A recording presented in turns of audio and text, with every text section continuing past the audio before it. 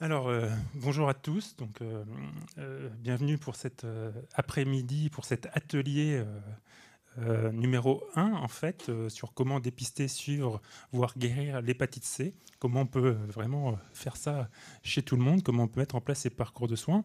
Et donc, pour illustrer un peu cette thématique et pouvoir en discuter avec vous, on est bien sûr sur un peu un format table ronde avec trois intervenantes, pour le coup, qui vont, euh, qui vont nous présenter leurs différentes expériences, leurs différentes expertises sur leur territoire.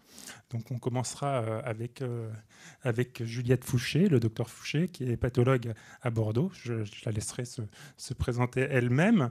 Et donc on a l'expérience de Bordeaux. Ensuite on a l'expérience très locale de Sylvie Hart, qui est infirmière au SELV de Nancy, au centre d'hépatogastroentérologie.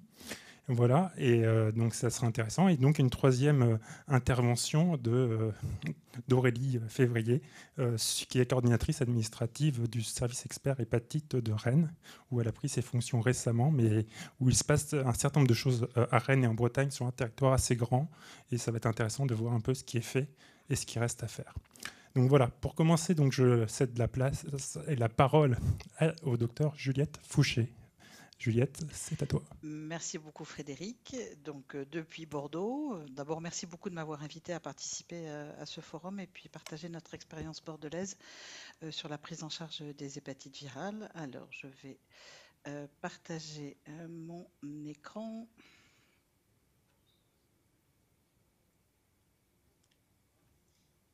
Est-ce que vous voyez? Est-ce que vous voyez mon C'est bon. écran? C'est bon, on le C'est bon, voit sur le très bien. grand écran. Sur Donc le petit, on voit pas, mais sur le grand écran, on voit. bon, ça marche.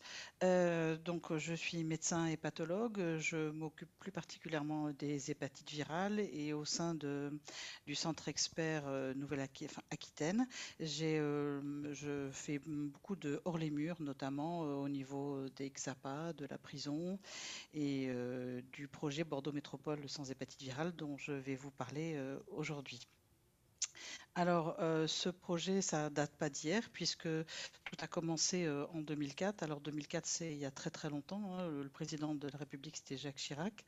Le plus grand judoka du monde, c'était David Douillet. Facebook venait d'apparaître, et puis pour les plus jeunes, c'était la sortie de Nemo. Donc, c'est un constat qui ne date pas d'hier pour la prise en charge des hépatites virales. On a des difficultés à dépister et à prendre en charge des patients VHC. Il y avait énormément de freins pour se déplacer vers l'hôpital. Il y avait des freins puisqu'il y avait la biopsie hépatique. Et à cette époque, on avait des traitements difficiles et en plus peu efficaces. Mais sont apparus des outils nouveaux comme le FibroScan. Et le FibroScan, ben, c'est simple, c'est rapide et c'est utilisable hors les murs. Et comme d'habitude, toutes les belles histoires, c'est fait de rencontres. Et la rencontre, elle a eu lieu avec les équipes du XAPA, dont on est devenu rapidement partenaire. Les premières rencontres, ça s'est fait avec le CUID, le Centre d'études et d'information sur les drogues, qui a plusieurs XAPA et CARUD à Bordeaux. Et avec le docteur Brigitte Rayet, on a monté une étude. On s'est dit que ça valait le coup d'installer un fibroscan dans un XAPA pour aller au plus proche des usagers. Et on a monté une étude qui s'appelait ToxScan et qui permettait de voir si en définitive il y avait un intérêt à mettre un fibroscan dans l'hexapa. Bon, la réponse maintenant elle paraît évidente à tout le monde, c'est oui, bien sûr, c'est utile de mettre un fibroscan dans un XAPA. Et ce partenariat s'est fait donc avec toute l'équipe du CUID et on s'est dit que ben, le fibroscan ça suffisait peut-être pas, il fallait peut-être aussi mettre les pathologues dans le XAPA et j'ai commencé à faire des consultations au sein du CUID. Alors, la collaboration a continué, on a fait pas mal de journées foie et addiction qui sont donc communes avec des sujets des pathologies qui s'adressent aux addictologues et ben, le partenariat est toujours d'actualité. Alors en 2004, la chose était lancée, puis on s'est rendu compte quand même que la prévalence des hépatites virales, elle était assez importante en prison. Donc on s'est dit que l'expérience menée avec le FibroScan dans l'Hexapa, peut-être que ça valait le coup de le faire dans les centres de soins pénitentiaires, et on a proposé d'installer dans 5 UXA, qui est donc les structures médicales au sein des prisons, on a installé des fibroscans et on a participé à une consultation avancée, donc des pathologies, à la maison d'arrêt de Gradignan. Et cette consultation continue toujours. Elle est assurée à la fois par Victor Delédringan et par moi, 1 à 2 fois par mois. 2013, c'était la révolution. Pourquoi? Parce que c'est l'arrivée des antiviraux directs. Donc là, forcément, tout a changé. C'était la révolution en termes d'effets secondaires pour les patients, en termes de réussite par rapport à la guérison. Et donc, on a vu les choses s'améliorer très nettement. Mais pourtant, la cascade de la prise en charge de l'hépatite C est restée quand même difficile, parce que quand on regarde les patients qui étaient infectés, puis les patients testés, qui avaient connaissance de leur statut et puis qui étaient pris en charge dans le soin et chez qui on débutait réellement un traitement et qui terminait et qui étaient guéris, on voit qu'il y avait quand même énormément de patients qui étaient perdus à chaque étape, et il fallait améliorer ça. Alors, comment est-ce qu'on pouvait expliquer la perte en route de ces patients, alors que quand même on était plutôt motivés? Il y a beaucoup de choses qui peuvent expliquer la cascade. C'est d'abord le contexte social et le parcours de soins complexes. Alors évidemment, le fait qu'il y ait peu de spécialistes, une méconnaissance de la maladie, une distance par rapport à l'hôpital, une peur par rapport à la biopsie, la consommation de drogue, d'alcool, les antécédents psychiatriques et le fait qu'il n'y ait carrément pas de dépistage, tout ça, ça ne facilite pas la tâche. Mais pour ce qui était du contexte social ou bien du parcours de soins complexes, là, on pouvait peut-être arranger les choses. On a donc proposé d'élargir notre prise en charge, non seulement aux usagers de drogue, mais aux gens qui étaient en détention, à l'ensemble des populations qu'on appelle particulières, donc surtout des populations qui viennent de la précarité. Et donc, on a proposé la création d'une consultation médicale qui s'appelait la consultation priorité et qui s'adressait à tous les patients qui venaient de la précarité, de tous les patients migrants, et qui en gros était une consultation coupe-fil. Alors comment ça se passe? Eh bien, c'est un parcours spécifique, simplifié, qui s'adresse à toutes ces populations particulières. Donc le dépistage est réalisé dans les structures qui prennent en charge ces patients, ces usagers. Une fois que le dépistage est positif pour une hépatite virale B, C ou delta, eh bien, la possibilité de prendre un rendez-vous pour une consultation d'hépato par email ou par téléphone avec une ligne directe. Et nous nous engageons à voir ce patient sous 15 jours maximum. Donc on donne un rendez-vous avec un hépatologue, pareil, Victor Delédringan ou moi, en alternance tous les vendredis matins, et on propose ce vendredi matin une prise en charge complète avec la réalisation d'un bilan clinique, d'un bilan biologique si c'est nécessaire, d'une évaluation de la fibrose avec réalisation d'un fibroscan, si également nécessaire de l'éducation thérapeutique et une rencontre également avec des associations de patients, et le tout dans un même lieu et dans la même matinée. Ensuite, le patient aura un suivi adapté selon sa pathologie et le rendez-vous sera donné avec le même médecin dans notre file active de patients. En même temps que c'est en cet endroit, donc le patient va pouvoir avoir la consultation, le fibroscan, le bilan. Il va rencontrer l'association AIDS, qui est notre association partenaire sur cette consultation. On propose également un petit déjeuner, ce qui permet de mettre un petit peu de lien. On remet en main propre le rendez-vous suivant, et l'infirmière, la coordinatrice, a un suivi complet de tous ces dossiers.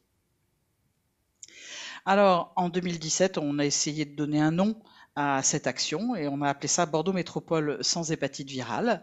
Et pour le développer, on a essayé de créer un réseau puisque pour que les patients arrivent à cette consultation, il faut qu'ils soient dépistés dans les structures. Alors, quelles structures? Eh bien, bien sûr, les structures, c'était surtout les PASS, là, les permanences d'accès aux soins, Médecins du Monde, les Restos du Cœur, l'OFI, les centres de détention pour les gens qui étaient sortis. Et au départ, en 2017, vous voyez, c'était voilà nos partenaires de 2017. Au fur et à mesure, on a essayé de rencontrer un maximum de gens. Et voilà maintenant nos partenaires en 2023. Alors, ça s'est beaucoup étoffé, bien sûr. Il y a surtout énormément de structures qui prennent en charge tous les mineurs non accompagnés et tout ce qui est SAMU social, CHRS, les centres pénitentiaires. Et nous avons essayé également d'impliquer les mairies et le conseil départemental pour essayer qu'ils puissent faire de la publicité dans leur newsletter ou communiquer sur notre action sur le dépistage des hépatites virales. Alors, Bordeaux Métropole sans hépatite virale, maintenant, qu'est-ce que c'est? Eh bien, d'abord, c'est une coordinatrice, Anne-Laure Desarrojo, qui travaille à temps plein pour cette structure. Elle s'occupe également d'éducation thérapeutique par rapport aux hépatites virales. Et nous avons également une infirmière mi-temps, Lucille Berton, qui, elle aussi, s'occupe d'hépatite virale et de stéatohépatite. Donc, nous faisons des rencontres semestrielles en essayant de faire se rencontrer les gens de notre réseau. C'est souvent très des journées très riches parce que d'abord les gens se connaissent soit de nom, soit de mail, mais très rarement de vue. Et donc c'est très agréable de pouvoir mettre des visages sur des noms. Et sur la dernière rencontre, la semaine dernière, il y avait quand même une quarantaine de personnes qui étaient là, donc c'est quelque chose qui marche bien. On organise des journées de dépistage dans les différentes structures. On propose aux structures, quand elles le souhaitent, des mises à jour sur les connaissances sur les virus des hépatites virales. Des flyers ont été fabriqués sur le dépistage et on essaye de communiquer dans un seul but à chaque fois, c'est dépister et traiter. Alors ça donne quand même des résultats et ces résultats font l'objet de publications. On a présenté la semaine dernière à Boston au congrès de la ACLD un poster avec les résultats de cette matinée de consultation. Et donc de janvier à 2017 à mars 2023, on a eu à peu près 700 patients qui ont été adressés à la consultation. Alors ils ne viennent pas tous, hein, il y en a 83 qui ne sont pas venus, mais il y en a quand même 645 qui ne sont pas venus. Déjà, c'est une très bonne réponse aux gens qui vous disent de toute façon, quand on s'occupe des populations particulières, ils viennent jamais. Ben si, ils viennent. Par contre, il faut les motiver, il faut leur faciliter le trajet. Et quand on fait tout ça, ils viennent à la consultation. Il y avait 77% d'hommes, l'âge moyen 30 ans, quand même 23%, c'est-à-dire 148 mineurs non accompagnés qui venaient soit seuls, soit avec des éducateurs quand ils étaient déjà pris en charge au niveau de l'ASE. Les pays d'origine sont très variés. En ce moment, nous avons beaucoup de Guinéens qui viennent à Bordeaux, mais également des patients géorgiens, du Mali, de Côte d'Ivoire. Et dans cette population précaire, il y avait 19 Français. Le temps médian entre l'arrivée en France et la première consultation était d'à peu près 160 jours. Alors c'est ça qui est quand même intéressant, c'est que est-ce qu'on fait un petit peu mieux au niveau de la cascade de l'élimination? Alors on fait un peu mieux, mais c'est pas non plus parfait, puisque quand on voit sur les 106 patients qui avaient une hépatite C avec un ARN VHC positif, eh bien 77 ont débuté un traitement, 58 sont actuellement guéris, tout en sachant qu'il y a une dizaine de patients qui sont actuellement encore sous traitement. Donc ce n'est pas parfait, mais on voit quand même que on arrive à prendre en charge quand même plus de 2 tiers des patients. Pour ce qui est de l'hépatite B, alors là, c'est plus difficile de parler d'élimination, mais au moins de prise en charge. Il y avait 483 personnes qui étaient porteurs du virus de l'hépatite B. La très grande majorité étaient antigène HBe négatif. Il n'y en avait que 33 qui étaient antigène HBe positif. Et si on fait la différence maintenant entre les gens qui ont une infection virale B ou les gens qui ont une hépatite B, c'est-à-dire l'infection, ce sont les gens qu'on doit simplement surveiller, l'hépatite, ce sont les gens qui ont besoin d'un traitement, eh bien 343 avaient une infection et ont eu une surveillance. Et dans les gens qui avaient besoin d'un traitement, eh bien, il y en avait 177, dont 21 ont été traités. Non, pardon, beaucoup plus, c'est pas ce chiffre-là. On a élargi le projet. Au CHU parce que charité bien ordonnée commence par soi-même. Donc, il fallait peut-être regarder ce qu'on faisait à l'intérieur de l'hôpital. On a proposé un partenariat à la médecine du travail pour sensibiliser les soignants au dépistage des hépatites virales pour eux-mêmes, avec une campagne d'affichage dans les services, et également une campagne pour les patients pris en charge par les autres services. Et à chaque fois qu'un patient était nouvellement diagnostiqué ou bien retrouvait un antécédent d'hépatite virale jamais prise en charge, ils peuvent nous l'adresser. Et pareil, ils rentrent dans ce projet de coupe-fil avec une prise en charge très rapide. Et le projet a été déployé dans l'ensemble du CHU. Et nous avons une vingtaine de patients qui sont déjà arrivés par ce biais. Enfin, un partenariat avec l'hôpital psychiatrique, l'hôpital Charles Perrins, donc Charles Perrins sans hépatite virale, donc un centre hospitalier spécialisé, une convention qui a été signée entre les deux hôpitaux, et le relais s'est fait par les médecins somaticiens de l'hôpital psychiatrique, donc qui s'occupe de toutes les pathologies somatiques. Et actuellement, un dépistage est proposé à tous les patients entrant par les urgences psychiatriques, avec un suivi de la sérologie pour savoir si c'est positif ou pas. Et si la sérologie est positive, à nouveau, une orientation directement vers notre service. Donc voilà, au total, eh ben, un partenariat très important, mais tout ça, c'est une histoire d'hommes et de rencontres, et parce qu'on travaille avec des gens très motivés. Et une fois qu'on a fait ces rencontres, eh ben, il faut communiquer. Et Anne-Laure et Victor communiquent énormément sur les réseaux sociaux pour faire connaître cette action. Et toujours pareil, pour faciliter le dépistage et la prise en charge des hépatites virales. Je vous remercie. Merci beaucoup, Juliette. C'était donc très intéressant. Je vous propose d'enchaîner avec les présentations et de discuter autour de ces présentations et de la thématique, si vous le voulez bien. Donc, deuxième intervention, ça sera plutôt du coup Sylvie Erhardt, qu'on avait choisi dans l'ordre pour nous parler de l'expérience locale nancéenne, lorraine, hein, plus, même au-delà, si j'ai bien, puisque tu vas, je pense, dans la Meuse. Voilà, donc je vais passer mon micro. Juste vous dire qu'on n'a pas de retour sur le premier écran devant nous. Un des deux fonctionne seulement.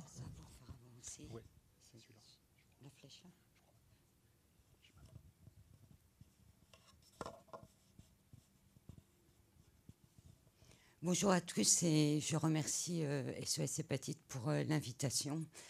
Donc je vais vous parler de l'expérience du CHU de Nancy du service du professeur Bruno Vicky par rapport à son parcours de soins. Donc le parcours de soins, il date depuis 2017 au niveau du CHU. On a souhaité créer un parcours afin de faciliter l'accès aux soins aux personnes vulnérables, aux usagers de drogue et aux migrants. À l'époque, on a donc créé des partenariats avec différentes structures, les XAPA, les CARUD, certains médecins généralistes très investis au niveau des usagers de drogue pour leur suivi, addictologues, et les différentes réunions ont permis tout un maillage, et ces personnes-là nous adressaient les personnes directement à la consultation du CHU. Savoir que cette consultation était avec la prise de rendez-vous sur une ligne dédiée. Le rendez-vous était maximum dans les 8 jours. Il n'y avait pas besoin de lettre médicale et la personne était souvent accompagnée par quelqu'un de la structure quand il venait d'une structure. Parce que vous savez qu'arriver au CHU, c'est un peu compliqué de s'y retrouver. Et malheureusement, le temps qu'il fasse les étiquettes et qu'il monte, à l'époque, on était au 9e, il se perdait dans les couloirs, il repartait et du coup, il ne venait pas à la consultation. Donc, ils arrivaient à la première consultation, ils étaient reçus par l'infirmière qui était dans l'éducation thérapeutique, puisqu'on a créé un programme à cette époque.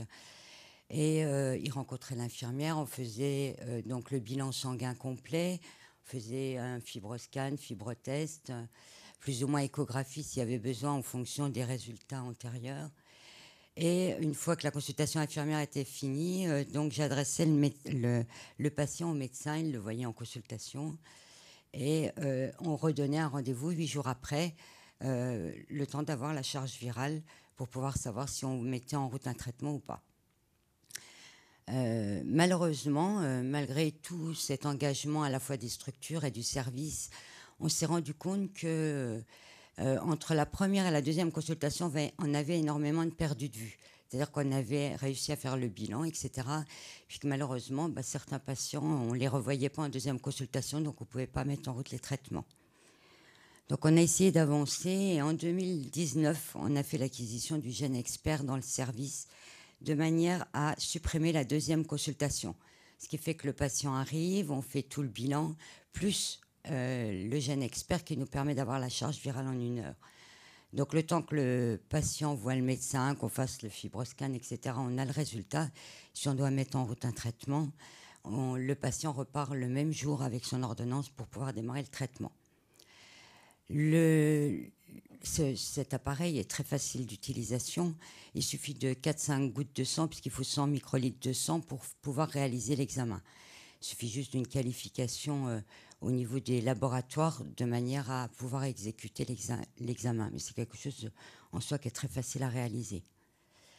Puis après, voilà, on s'est dit maintenant, on a bien avancé, la consultation marche bien, elle marche toujours. D'ailleurs, on continue pour certains patients à faciliter l'accès aux soins.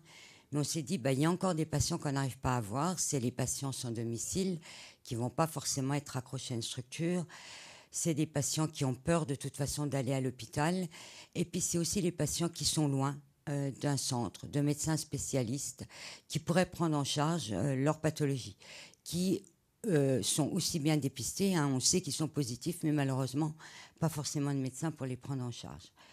Donc c'est là qu'est venue l'idée de faire en 2022 une unité mobile de manière à aller vers ces populations pour pouvoir permettre l'accès aux soins à un maximum de personnes. Donc l'objectif, c'est vraiment permettre l'accès aux soins à tous, à tout le monde. C'est assurer un accompagnement des structures au dépistage. Alors je dis bien un accompagnement parce que l'unité mobile, on se rend compte depuis 2 ans, sur le nombre de patients que j'ai vus, je fais énormément de dépistage alors que je suis toujours accrochée à une structure quand je me déplace. Il y a quelquefois des structures qui maintenant ont pris l'habitude que je dépiste, que je fais tous les dépistages dans l'unité et du coup, voilà, ils font peut-être de temps en temps un peu moins de dépistage. Donc ça, c'est une petite alerte qu'on voudrait donner surtout avec le professeur Bronovicki parce que, voilà, au départ, moi, je suis là pour accompagner dans la mise sous traitement, dans effectivement faire un CFET pour avoir une charge virale, mais théoriquement, le dépistage, c'est aussi dans les missions de toutes ces structures. Alors, on peut réaliser des téléconsultations directement avec le professeur Bronovicki. On évalue les comorbidités, les traitements que la personne prend, les produits consommés. On va prescrire ou réaliser la vaccination de l'hépatite B. Je vous montrerai les chiffres parce qu'il y a beaucoup de patients qui ne sont pas vaccinés pour l'hépatite B.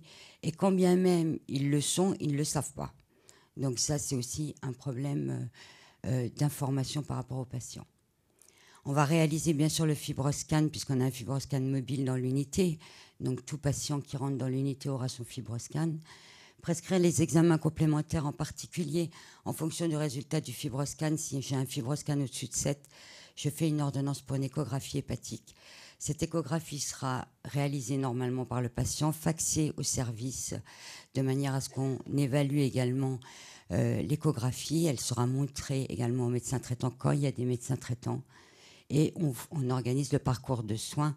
Ensuite, il y a un suivi qui doit être réalisé. On va permettre l'accompagnement également à la mise en route des traitements dans les structures. Il faut savoir que depuis qu'on a démarré, il y a des médecins qui ne mettaient pas en route les traitements.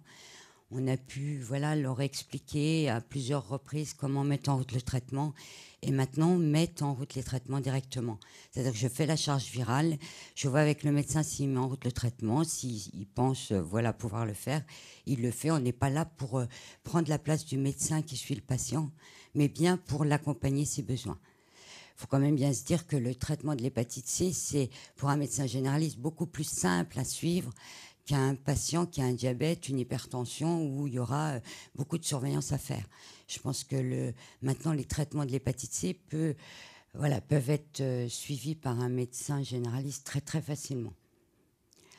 Et puis, bien sûr, si le médecin ou s'il n'y a pas de médecin autour du patient, ça sera l'initiation directement du traitement dans l'unité mobile, où je prends en charge complètement la mise en route du traitement avec vérification des effets indésirables des traitements concomitants en accord avec le professeur Bronovicki.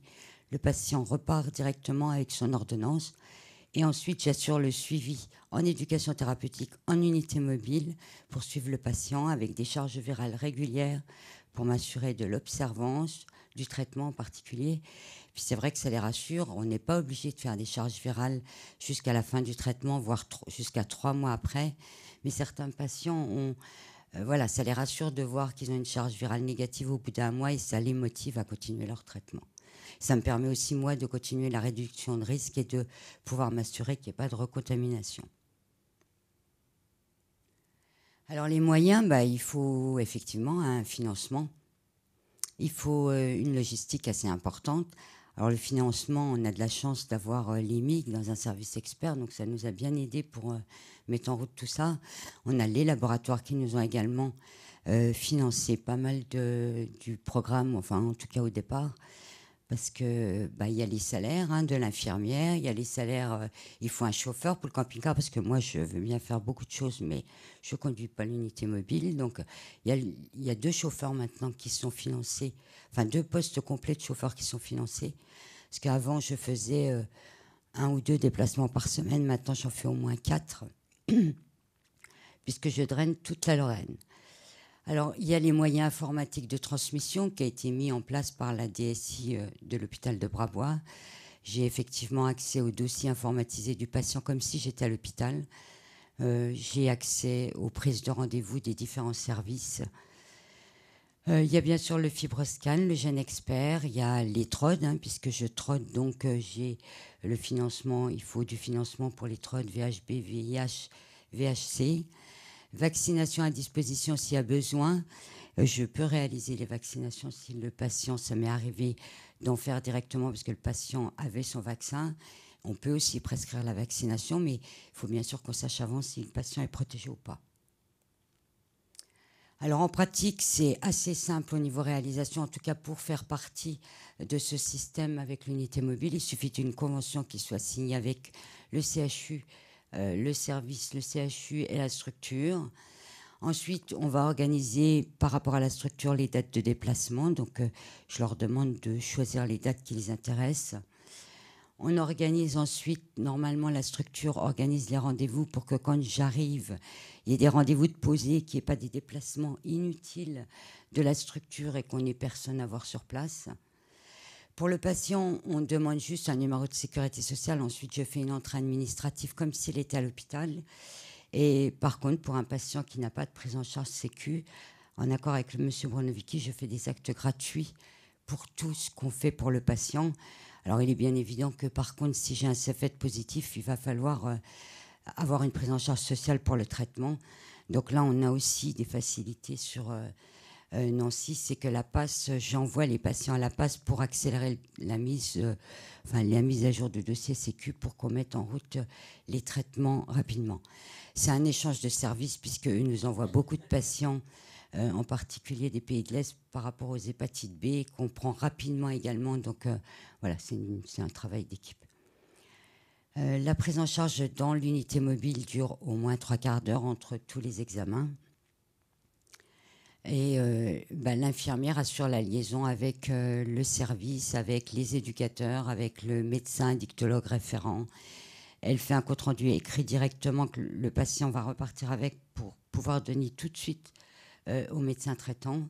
Et un courrier sera fait par le professeur Branovicki pour tous les patients qui auront été vus dans l'unité mobile. Alors voilà la carte où l'unité mobile s'est déjà déplacée. Donc vous voyez, il y a toute la Meuse, il y a toutes les Vosges, il y a la Meurthe-et-Moselle et même aux alentours de Nancy. Par exemple, sur Nancy, des foyers où on a pu aller, où des patients ne seraient pas venus jusqu'à l'hôpital. Je fais un dimanche par mois la soupe populaire à Nancy, où là, je vois beaucoup de sans domicile fixe qui n'iraient pas non plus jusqu'à l'hôpital pour se faire dépister ou avoir des traitements. Et on a quand même une grosse satisfaction, puisque là, par exemple, dimanche, j'ai pu tester 3 patients sans domicile fixe qui ont été traités et qui sont guéris. Donc pour nous, avec M. Branovicki, on était vraiment très satisfaits. C'est vrai qu'on a organisé pour que le traitement soit gardé dans une pharmacie. J'ai dû appeler la pharmacie, savoir s'ils pouvaient stocker les médicaments. Mais en fin de compte, ça s'est très bien passé. Donc c'est vrai, quand on dit que les patients, comme j'entendais tout à l'heure, on dit quelquefois ils ne vont pas prendre leur traitement, ils ne vont pas être observants. Je peux vous dire que sur les patients que j'ai pris, j'ai eu aucun patient qui a arrêté son traitement. Le seul patient, c'est une patiente. Elle a pris 1 mois de traitement. Je l'ai contrôlée 3 mois après l'arrêt. Elle est quand même guérie, donc on a eu de la chance. Par contre, on a quelques recontaminations par rapport à l'année 2022. Et puis, on commence à aller en Moselle et j'ai des déplacements qui sont reprévus dans d'autres foyers aux alentours de Nancy. Et puis, ça s'étend de plus en plus. On pense qu'à terme, on va être obligé d'ouvrir une 2e unité mobile parce que je n'arriverai pas à tout faire. Alors, je vais vous donner quelques petits chiffres. Alors, par exemple, en 2022, on a fait 41 sorties et là, sur 10 mois, on en est à 83. Nombre de consultations effectuées, on en a fait 175 en 2022, 410 en 2023. Et le nombre de nouveaux patients, c'est 144 en 2022 et 332 en 2023, parce qu'en fait, c'est les suivis qui sont réalisés également entre-temps. Alors, c'est beaucoup, effectivement, d'usagers actifs. On a une majorité d'usagers actifs avec des consommations IV, sniff, fumée. Entre parenthèses, beaucoup d'échanges d'embouts de pipe à crack. Et on pense qu'il y a des contaminations ou des recontaminations qui se font. Quand on leur en parle, ils ne sont pas forcément au courant, ils n'ont pas entendu, ils ne savent plus, ils ne se rappellent plus. Autant on ne va pas avoir peut-être dans les injections où ils sont bien sensibilisés. Par contre, je pense que dans d'autres méthodes, entre autres avec les embouts de pipe à crack, ça c'est un peu moins passé. Et beaucoup également de consommateurs d'alcool, puisqu'on est à 75% de consommateurs d'alcool, donc dû l'importance du fibroscan à l'intérieur de l'unité mobile et l'importance de la RDR par rapport aux patients actifs. Alors au niveau des TROD, donc ça c'est le nombre de TROD réalisés, on a eu un TROD VHB positif qui a été adressé par la PAS directement, parce que c'était une personne étrangère et qui n'avait pas de sécurité sociale à jour. Donc on attend la prise en charge pour pouvoir le prendre en charge au niveau du service. En VHC, on a eu 28 TROD positifs cette année. Et au niveau des fibroscans, vous pouvez voir qu'on a quand même pas mal de fibroscans avec des fibroses importantes. D'où l'importance de suivre ces patients, parce qu'il y a à la fois consommation de produits, mais également consommation d'alcool. Je fais un petit point sur les patients vaccinés. Vous voyez que sur les 410 patients, j'ai que 112 patients qui sont sûrs d'être vaccinés pour l'hépatite B. Alors sur ce début d'année 2023, on a mis 31 traitements en route en unité mobile. 3 ont été mis par un médecin addictologue. En 2022, on avait mis 10 traitements en route. On a depuis 2022 11 guérisons établies. Donc j'ai rappelé l'importance de la vaccination, donc que le patient sache si effectivement il est vacciné ou pas, s'il est protégé ou pas. Et le fibroscan a permis de dépister 58 personnes avec fibrose significative ou cirrhose. Il faut savoir que depuis, ces patients avec des fibroses importantes ont pris un suivi directement sur le CHU. C'est vrai que M. Bronovicki facilite les choses tant sur les consultations que je peux mettre à n'importe quel moment, puisqu'il consulte tous les jours de la semaine. Et en plus, j'ai perdu ce que je voulais dire. Ah oui, il fait des bons de transport même pour les patients pour qu'ils puissent venir, parce que la plupart n'ont pas de moyens de transport. Alors c'est un dispositif innovant, en tout cas en Lorraine. Pour certains, c'est vraiment une première approche du soin. Donc je pense en particulier quand j'ai fait les abris de nuit en été ou les soupes. C'est des personnes qui n'auraient jamais été vues par un médecin ou jamais eu de dépistage. On a la satisfaction de pouvoir récupérer des patients qu'on avait traités sur le CHU. Ils ont pris leur traitement, je les ai suivis jusqu'à la fin du traitement, et puis après on les a perdus de vue, donc on ne savait pas s'ils étaient guéris. Et grâce à l'unité mobile, je récupère beaucoup de patients avec l'unité mobile sur Nancy pour faire un contrôle 6 mois, 1 an, 3 ans après. Et on a la satisfaction de voir qu'ils ne se sont pas recontaminés. Donc ça, c'est un plus aussi pour l'unité mobile. Ça permet de dépister, traiter immédiatement. Dépister, traiter une fibrose et suivre une fibrose, organiser les suivis. Réaliser le TPE hors les murs, c'est quand même quelque chose d'important. Enfin, en tout cas, à mon niveau, je pense que c'est très important. Surveiller s'il n'y a pas de recontamination après la mise sous traitement. Et surveillance de tous les patients vulnérables et avec des troubles psychologiques. Et effectivement, ce dispositif continue d'évoluer puisque de nouveaux centres nous sollicitent. Toujours. Je vous remercie.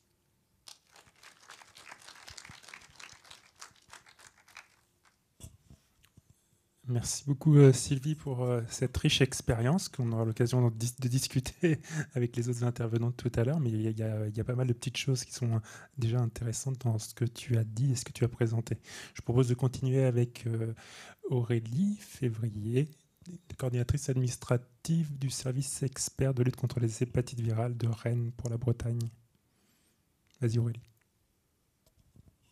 Est-ce que vous voyez le diapo ? Ça arrive.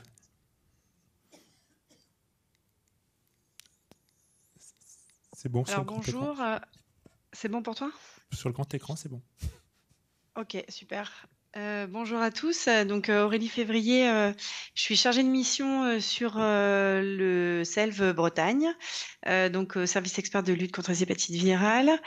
Je vais vous faire un petit point sur l'historique de... Ah, ça n'a pas changé. Pardon. C'est bon, on voit. Historique. Ah, pardon, petite historique, ça y est. Petite historique sur le réseau hépatite breton, sa création en 97, avec la gestion et la coordination des actions et de prévention, donc bien sûr sur d'abord l'hépatite C. Et puis ces actions se sont étendues sur la Bretagne avec un partenaire local qui était le CHU de Brest. 2014, comme vous le savez, l'arrivée des traitements AAD pour l'hépatite C et du coup coordonné par l'équipe de Rennes avec la mise en place de formations ou informations organisées sur chaque département avec les hépatos locaux. Donc chaque département avait organisé des informations pour les médecins généralistes et les professionnels qui souhaitaient venir. 2017, l'élargissement de la prise en charge des patients porteurs chroniques du VHB et Delta suivi par le SELV Bretagne. Et puis 2023, donc la création de 2 postes, le mien, donc coordination administrative pour aller vers le reste de la Bretagne, et puis un poste de technicien régional d'études épidémiologiques. Voilà. Et ce qui est important de savoir, c'est qu'en fait, nos postes et puis nos missions sont accompagnés par la RS Bretagne, avec qui on travaille en partenariat, et puis sur la strate inférieure, les collectifs départementaux, sur lesquels on travaille 3 thématiques, donc la vie affective, sexuelle et relationnelle, les addictions et la vaccination. Donc, je vous présente notre équipe. Donc, médecin coordinateur, un hépatologue, Caroline Gézéquel, qui a 20% de temps de coordination. Une secrétaire, Anita Levaché, qui est notre secrétaire à temps plein pour le réseau et donc du coup qui gère tout le suivi et l'équipe de TP aussi. Elle construit le programme de TP avec les infirmières. Et certainement bien d'autres missions que je n'ai pas encore découvert. Aurélie, on n'a juste pas le switch sur les écrans du diaporama. On est encore sur l'historique. Je ne sais pas si c'est chez toi ou si c'est chez nous. Ah non, chez moi ça marche. Est-ce que là c'est mieux? Non. Là voilà, ça y est, quelqu'un vient de changer. Je ne sais pas si c'est toi. C'est bon? Ça a fonctionné? Ouais, ça a fonctionné. Voilà. Ok, pardon. Du coup, je... Mais en mode donc, diaporama, infirmière... Pardon? Tu peux mettre en mode diaporama peut-être plutôt que... Ouais, c'est ce que j'ai fait. Là, tu vois? Là, on voit, oui. Et t'es en mode diapo chez toi? Non, on est juste en mode écriture de diapo. Ah, c'est bizarre. Le F5 en bas ou... Voilà, là... Là, c'est bon pour toi? Là, on te voit, toi. Raté. Et ça va arriver, peut-être, attends. Peut-être un temps de switch. Non, on te voit, du coup. Désolé pour l'interruption. Alors, attends, on peut prendre la main si tu veux. Pour le diaporama, oui, on le lance de là-haut, de la régie. Vas-y. Comme ça, ça sera peut-être plus facile. Tu nous dis quand on passe les slides et puis ça... Oui, bien sûr. Désolé. Non, bah, pas de problème. Mais vous avez fait un beau travail, donc c'est dommage de voir qu'une slide. Voilà, historique et celle différente. L'équipe, je crois. Voilà, c'est là. Tu vois, c'est bon?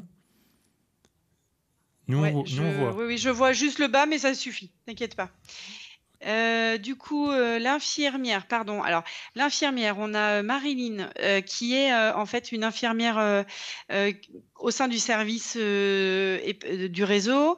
Elle fait un 02 TP en fait sur le programme d'éducation thérapeutique avec donc la secrétaire. Et bien sûr, elle participe avec toute l'équipe d'infirmières consultation là sur le 05 ETP au sein du service hépato de Rennes. Et donc, je vous ai dit tout à l'heure qu'on avait un poste de tech régional, donc Simon Gagné qui vient d'être recruté.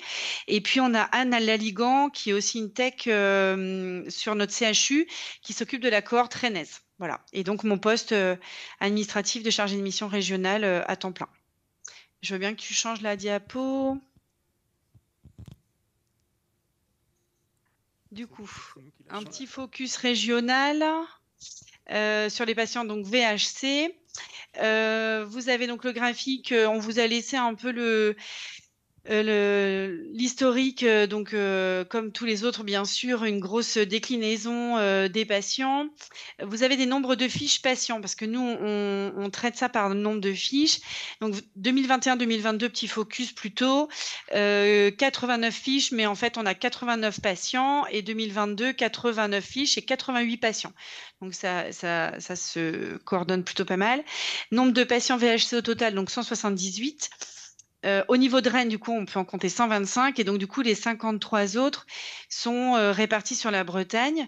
Alors, ces chiffres, malheureusement, sont pas exhaustifs ni représentatifs parce qu'on a, depuis l'arrêt en fait de la RCP obligatoire, nous n'arrivons plus à recueillir facilement les données. Et donc, voilà pourquoi nous, aujourd'hui, on n'a pas un regard assez affiné sur la Bretagne.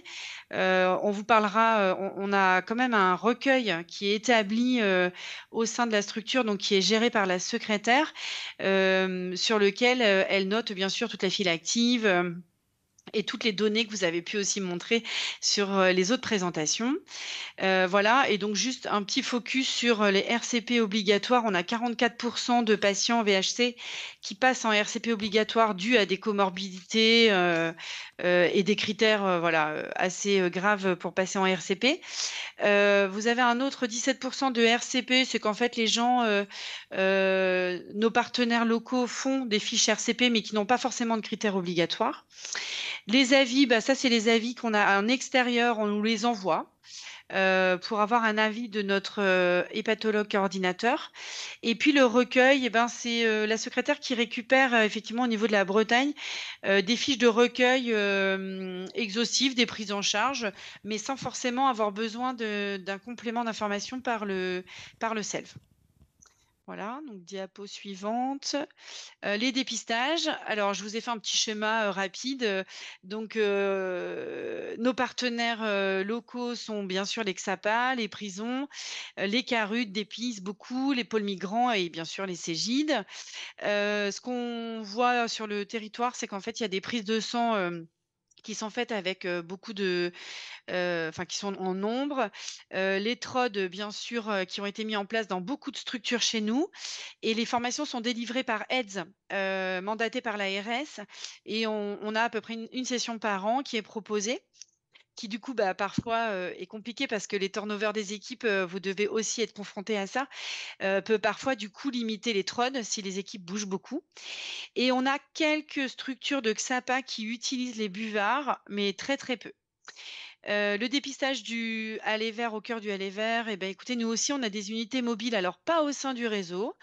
Par contre, les CARUD et pôles migrants ont des unités mobiles, donc précarité ou à l'usager des drogués. Et donc, du coup, ils font des co-animations sur les territoires avec les autres associations du territoire, comme les Cégides. Donc, ils peuvent, je vous en ai cité quelques-uns, mais ils sont certainement plus nombreux. Les SONA, les Réseaux du Cœur. Ils font aussi les marches des fiertés tous ensemble. Et cette année, le réseau hépatite a été convié sur une marche des fiertés à Rennes. C'était très intéressant. Voilà, on participe aussi aux semaines de santé sexuelle qui sont organisées par notre pôle migrant, enfin réseau Louis Guillot à Rennes, et qui du coup consiste à rencontrer les acteurs du territoire sur des thématiques ou des ateliers. Des maraudes sont faites bien sûr par les CARUD et donc du coup c'est là où ils vont aller chercher les usagers de drogue qui veulent pas du tout venir dans nos structures. Et puis bien sûr le dépistage au sein des prisons. Voilà. Alors une petite carte bretonne parce que je ne pouvais pas en mettre une. Le parcours de soins coordonnés donc par département, c'était pour vous montrer un petit peu l'homogénéité quand même de la structure, enfin des structures existantes. Donc vous voyez bien quand même que la répartition est plutôt intéressante.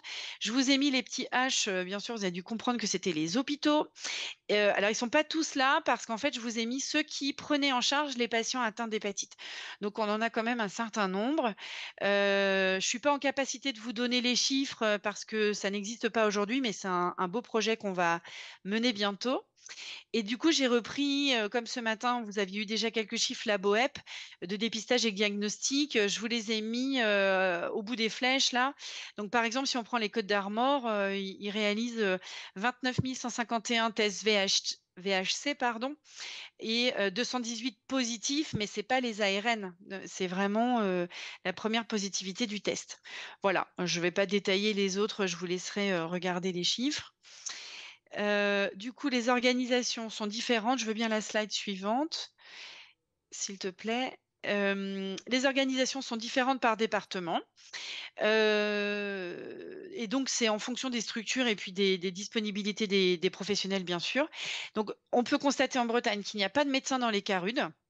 Ils sont redirigés vers les Cégides ou les XAPA pour les prises en charge. Des consultations avancées des pathologies au sein des structures de XAPA. On a aussi des hépatologues addictos qui sont au sein des XAPA et qui font partie des effectifs. Mais bien sûr, on a des présences médicales dans les XAPA, soit des psychiatres, des médecins généralistes. Et puis, bien sûr, des plages de rendez-vous dans les centres hospitaliers au sein des services d'hépatologie qui sont organisés, qui sont plutôt bien organisés sur le territoire. Et donc, nous, Rennes, on est en train de s'ajuster à ça, mais ils proposent une prise en charge assez rapide. Donc, en tout cas, aujourd'hui, je n'ai pas constaté de grosses difficultés majeures. Bon, je viens d'arriver, hein, donc voilà, peut-être que je vais les découvrir après, mais pour le moment, voilà, pas d'inquiétude.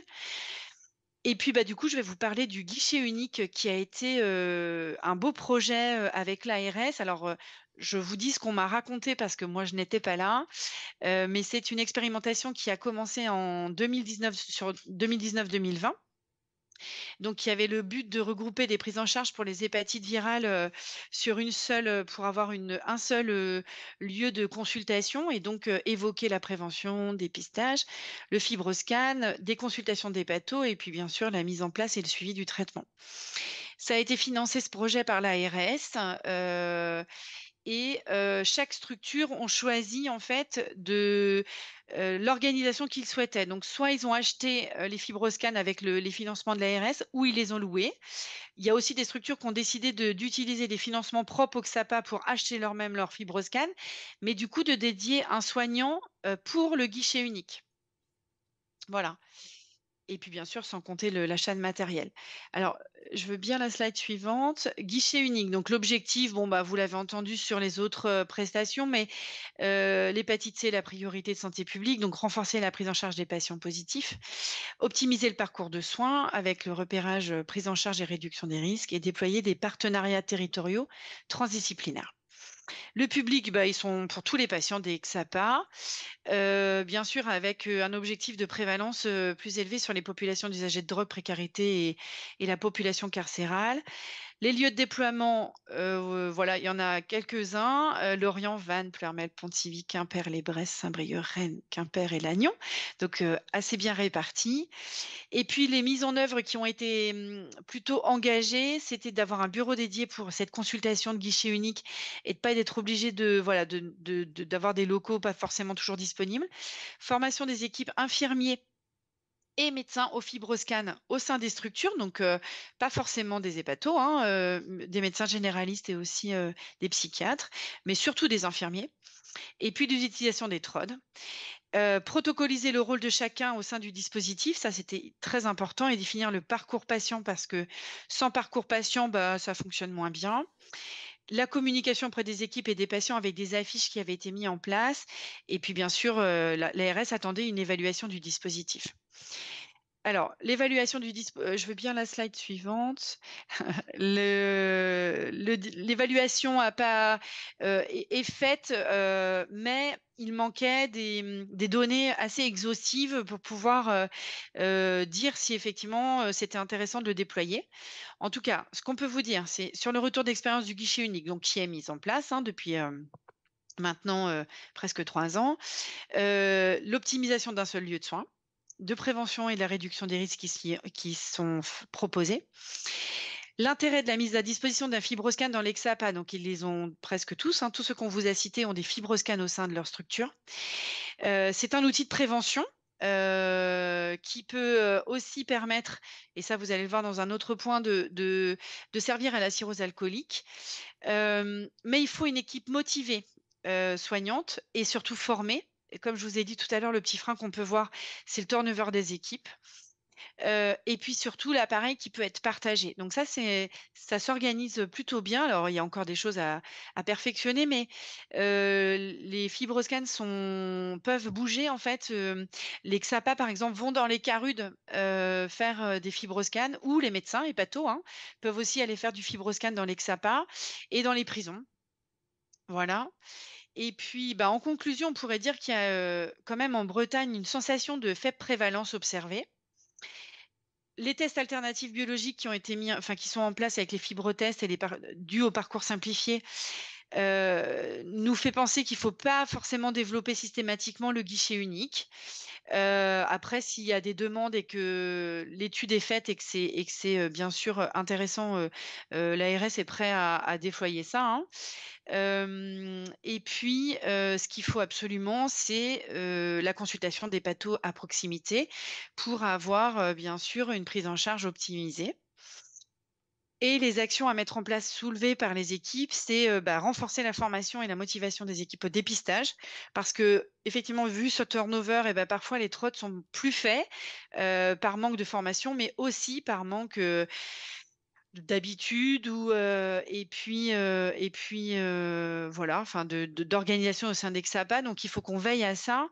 Et puis, ce qu'on se rend compte, c'est qu'en fait les postes, par exemple, d'infirmiers qui ont été fléchés sur ces postes de guichet unique, et ben, sont toujours financés par l'ARS, soit par les MIG ou les FIR, et du coup restent non pérennes. Et donc, il faudrait pérenniser ça pour que les structures puissent construire des beaux projets encore.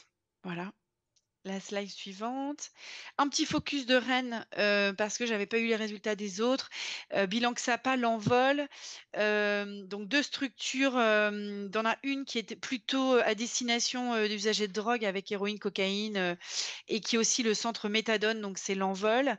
Et le XAPA Melaine qui est plutôt axé sur le soin et la prise en charge alcool-tabac. Donc les files actives, je n'ai pas réussi à les avoir, mais néanmoins, vous voyez que les TROD réalisés, c'est 220 sur l'envol, 8 positifs. Sur les bilans sérologiques, 210 et 27 positifs.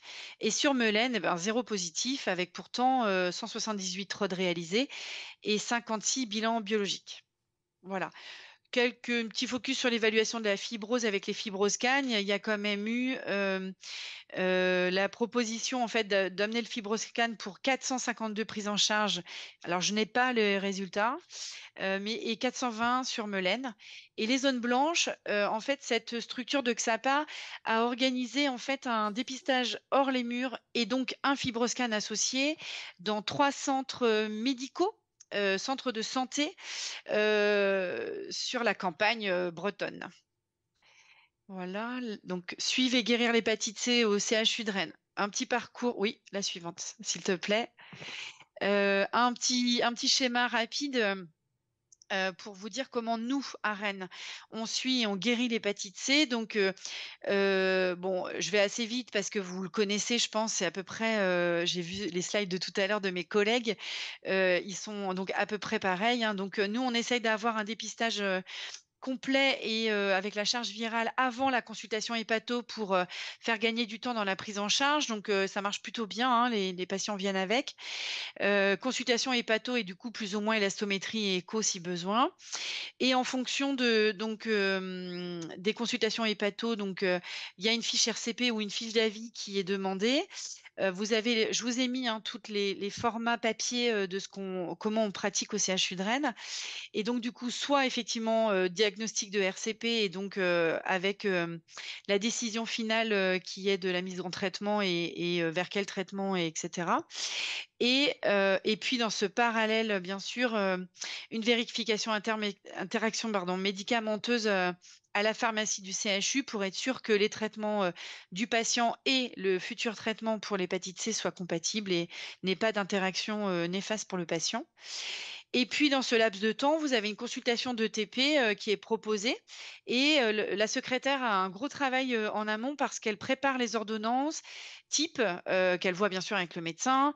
Elle commande le traitement à la pharmacie pour que quand ils arrivent à la première consultation, ils puissent, avoir, tout de prêt. Donc ça, je passe sur la slide suivante, vous le regarderez si vous en avez un intérêt. C'est la fameuse feuille RCP virus, de chez nous, de Rennes, hein, avec tout ce qu'on recueille. Voilà. Et donc le schéma d'après, c'est la continuité du premier. C'est donc la consultation d'ETP avec, le bilan, éducatif partagé. Je veux bien que vous mettiez la slide suivante, s'il vous plaît. Voilà, merci. Bilan éducatif partagé, donc le BEP, avec 2 obligations quand on rentre dans un parcours d'ETP, c'est le BEP et l'évaluation finale que vous voyez un petit peu en dessous. Ça, c'est les 2 obligations. Et puis après, en fait, le patient, on l'emmène à choisir si effectivement il ne veut que faire du traitement, il part que sur la flèche traitement et soit en présentiel ou au téléphone, on peut faire des entretiens. Mais on l'incite fortement à faire les 2, donc traitement et ou séances thématiques, mais plutôt les 2. Et ça, par contre, les séances thématiques se font en présentiel aujourd'hui et on a plusieurs choix thématiques. L'hépatite C, c'est quoi? Protéger son entourage, prendre soin de mon foie, vivre avec, bien prendre son traitement. Je vous ai mis en dessous les petits documents que notre secrétaire et notre infirmière de TP ont créés pour que pour les patients, ça soit plus sympathique et plus compréhensif. Vous verrez, je vous les ai mis juste après. Et puis, bah, bien sûr, le parcours ordinaire. Donc, dans la suivi du traitement, bien sûr, plus ou moins des biologies en deuxième semaine, S4, S2, enfin voilà, avec des dosages médicaments pour vérifier bien l'observance. Et puis, en parallèle, en fait, la secrétaire veille avec les infirmiers à avoir un calendrier nominatif pour chaque patient pour savoir exactement où elles en sont. Si le patient vient, s'il vient pas, on le reconvoque, on lui propose en même temps traitement et séance de TP. Enfin voilà, elles s'abstiennent tous ensemble à rester proche du patient et à essayer d'être le plus souple possible. Et ça marche plutôt bien. Voilà, et puis bah, bien sûr, on arrive à la biologie PTS 12, et puis bah, il y a une évaluation finale qui est faite, et dans les 15 jours, consultation médicale, guérison ou rechute. Et bien sûr, rechute, bah, on repart au début du schéma, et la guérison, bah, c'est soit l'arrêt du suivi ou la poursuite du suivi si F3, F4, voilà, pour les comorbidités et les conduites à risque. Les petits flyers que nous avons, que le service, le réseau a, je veux bien la slide suivante, s'il vous plaît. Des petits flyers ETP, Mon hépatite et moi, qui ont été construits au CHU de Rennes pour les patients. Donc nous, aujourd'hui, on fait partie du pôle abdomen et métabolisme, et donc on est dans le service des maladies du foie. Je ne vous l'avais pas précisé, donc je le fais. La slide suivante, donc ça, c'est le recto verso. Voilà, on passe. Il va falloir finir, Aurélie, hein, sur le Ouais, je timing. me dépêche. Ok. Séance d'éducation thérapeutique, bah, vous relirez, mais voilà, c'est tout ce qu'on propose avec les détails. Les slides suivants, documents et outils ETP qu'on propose aux patients avec des fiches de synthèse VHC. Tu peux passer, Frédéric. Les fiches de médicaments, encore, tu peux passer. Et voilà. Et projet du SELVH, donc la dernière slide. Bah, bien sûr, notre objectif, c'est d'améliorer la prise en charge patient, avec un objectif de partager le programme de TP en collectif et en distanciel sur la région. Adapter le dépistage pour les usagers de drogue, on est en train de parler des buvards et pourquoi pas la réduction des risques par voie postale. Ça se fait déjà pour le VIH et ça existe. J'ai découvert avec SAFE, l'association à Paris, là, que ça se faisait. Donc, pourquoi pas organiser ce projet sur la Bretagne. Bien sûr, le recueil épidémiologique régional, ça, c'est un gros travail qu'on va mener avec tous les partenaires CH et CHU pour avoir des données locales et régulières. La proposition des TROD dans les centres de santé et améliorer l'information et la fiche dans les espaces publics parce que moi, j'ai constaté qu'il y en avait très peu, beaucoup pour VIH et très peu pour les hépatites. Et voilà, je vous ai mis une petite slide qu'on a fait pour un centre de santé. Si on améliorait la visibilité, campagne et affichage. Alors aujourd'hui, elles ne sont pas diffusées, mais en tout cas, on a plein d'idées. Voilà, je vous remercie. Bravo. Bravo, merci beaucoup Aurélie. Donc je suis très content que tu puisses faire cette présentation pour mettre en valeur un peu tout votre travail. On voit que vous faites pas mal de choses en Bretagne. Je sais que c'était pas évident pour toi de faire l'intervention. Ça fait pas longtemps que tu es là. Et puis je crois que c'est ta première intervention en congrès, donc bravo. On reverra un peu les histoires de timing la prochaine fois, c'est pas grave. Mais voilà, c'était très bien et l'essentiel a été dit, je pense. Donc merci beaucoup à toi, merci beaucoup à Sylvie et à Juliette. Je vous propose de... Est-ce qu'il y a d'abord des questions du coup dans la salle pour cette petite atelier? Je vous propose d'échanger un peu autour de toutes ces présentations et voilà, si vous avez des commentaires, des questions aux intervenantes. Une question déjà. Oui, Louis Lempire, bénévole à Champagne-Ardenne SOS de Saint-Dizier. Je vais m'adresser aux trois intervenantes. Vous n'avez pas trop parlé des bénévoles, justement. Vous avez parlé de toutes les structures sur lesquelles vous vous appuyez, ce qui est magnifique. C'est un relais très maillé. Mais est-ce que vous avez des bénévoles ? Alors, moi, je peux prendre la parole sur la Bretagne. Aujourd'hui, non. Au sein du réseau, nous, on n'a pas la chance d'avoir une association, par exemple, SOS Hépatite. J'ai pris contact quand j'ai pris mon poste, mais on n'en a pas. Par contre, ils ont des bénévoles dans les structures. Donc, en fait, dans les CARUD, ils ont des bénévoles, en fait, beaucoup de bénévoles qui dépistent et qui sont au contact des patients. D'accord, merci.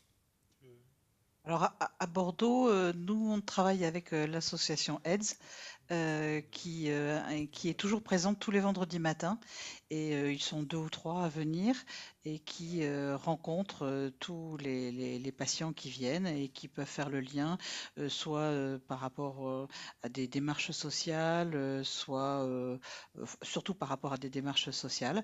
Et puis on a la chance d'avoir depuis très peu de temps quelqu'un de SOS Hépatite, mais pour l'instant on n'avait pas ça en Nouvelle-Aquitaine, mais depuis très peu de temps, on a quelqu'un qu'on doit rencontrer prochainement. Merci pour les précisions, docteur. Et puis pour Nancy, je travaille beaucoup avec Aide, qui a beaucoup de bénévoles chez Aide. Et puis également des SOS Hépatite, donc Champagne-Ardenne, si je ne me trompe pas. Et puis Alsace-Lorraine, puisque Martine fait aussi du dépistage. Et voilà. Merci beaucoup. Du coup, une question de Martine. Commentaire. Alors, je pensais que c'était une bonne question, effectivement, la place des bénévoles dans les actions que mènent ces diverses unités mobiles. Alors, Sylvie, tu compléteras ce que je vais dire. Je pense que ça marche bien en région Lorraine avec Champagne-Ardenne parce qu'ils disposent d'un CARUD. Nous, en Alsace-Lorraine, on n'en a pas. Donc, c'est vrai que le lien avec le SELV, enfin, ton unité mobile, est difficile parce que nous, on va faire des trottes dans des associations type Secours Populaire, Restos du Cœur et autres. Si à partir du moment où on va détecter effectivement des gens positifs, certes, on t'appelle tout de suite pour avoir un rendez-vous, mais quelquefois, on les perd parce que ils s'en vont ou on prend rendez-vous puis ils viennent pas au rendez-vous. Donc, je ne sais pas comment on pourrait faire effectivement pour que ce lien puisse persister. Alors, j'entendais beaucoup parler vous parliez de guichet unique, mais je ne sais pas si on pourrait imaginer, par exemple, que le bus mobile stationne quelque part et que nous, on fasse venir des gens un peu partout, quoi. Aussi bien des Restos du Cœur qu'on a rencontrés, ou du Secours Populaire, ou d'autres associations. Je ne sais pas si c'est possible, c'est une question. Pour nous, honnêtement, c'est possible. Après, si je me déplace et je vais quelque part, c'est pas pour attendre toute une journée sans avoir personne. Parce que je suis payée par... je ne suis pas payée pour me promener en unité mobile. Déjà, quand même, il y a le chauffeur, il y a... Voilà. Mais moi, me déplacer, me mettre dans un endroit X ou Y, même M. Brunowicki sera tout à fait d'accord. Après, il faut effectivement, à ce moment-là, vous répertorier des personnes qui sont intéressées et les faire venir jusqu'à l'unité mobile. Mais c'est possible. Comment je fais avec la soupe ? C'est Aide qui va me chercher les patients qui vont à la soupe parce qu'ils les connaissent. Puis déjà, je fais des maraudes avec eux dans la semaine, avant la soupe. Donc, je veux dire, ils m'amènent les patients, mais on est sur une place publique, Cours Léopold, tu connais. Donc, je veux dire, je suis attachée à rien du tout. Et c'est eux qui me ramènent les patients que je vois. Et j'en vois toujours au moins 6 ou 7 en 2-3 heures de temps.